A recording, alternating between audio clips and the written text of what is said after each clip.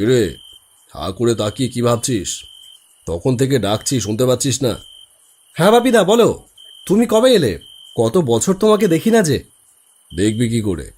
আমি কি আর এখন? বাদে, সে অনেক কথা, পরে বলবো। তুই দাঁড়িয়ে আছিস কেন? বাড়ি যাবি না? হ্যাঁ যাব, এই তো টোটো ধরবো বলে দাঁড়িয়ে আছি। থিয়েটার করছিস এখনো? হ্যাঁ করছি, ওই আর কি। শোন, তোর জন্য তাহলে একটা ভালো খবর আছে।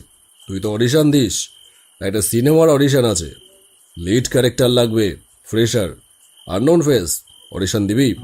এমন প্রশ্নে আমার দুবার ভাবা লাগে না। বললাম, দেব। কোথায় অডিশন? হৃদয়পুরে, নবপল্লী বাস স্টপে নেমে উল্টো দিকের বাড়িটা। বাড়ি নাম্বার 132C। কালকেই অডিশন আছে, যাবি তো? নিশ্চয়ই যাব। বেশ, তাহলে চলে যাস। গিয়ে দেখবি তোর জন্য নতুন এক চমক সেখানে অপেক্ষা করছে। রাত্রি 8টায় অডিশন, মনে রাখিস, ঠিক রাত 8টায়। আমি এখন চলি তাহলে।